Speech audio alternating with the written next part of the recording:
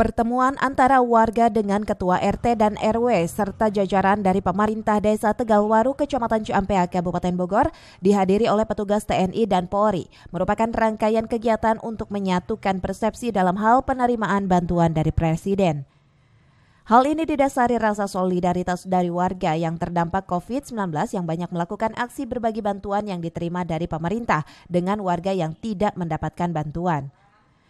Pemerintah Desa Tegalwaru meminta kepada warga yang melakukan aksi berbagi dengan warga lainnya agar membuat surat berita acara dengan disaksikan oleh Ketua RT dan RW serta oleh Kepala Desa dengan tujuan agar aksi tersebut bisa dipertanggungjawabkan dan atas dasar ketulusan serta keikhlasan sendiri tanpa ada paksaan dari pihak manapun.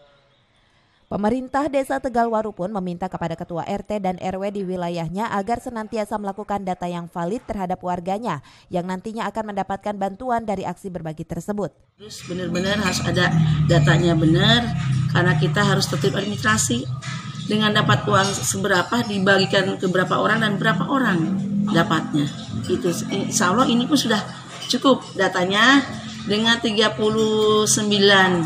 RT cuma 3 orang yang belum masuk per hari ini. Intinya setiap bantuan-bantuan dibuatkan berita acara. Selalu kita bikin acara, semua ada arsipnya di Pak RT ada, di desa ada.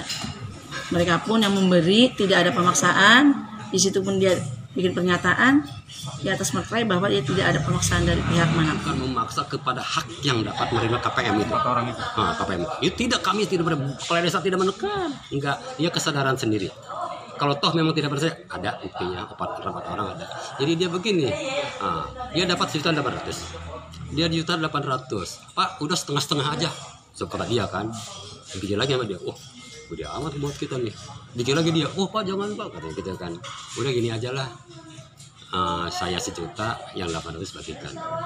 Berarti kan 800 itu kali 4.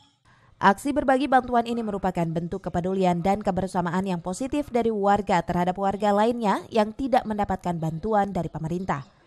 Dari Ciampea, Kabupaten Bogor, Mandi Jajar melaporkan.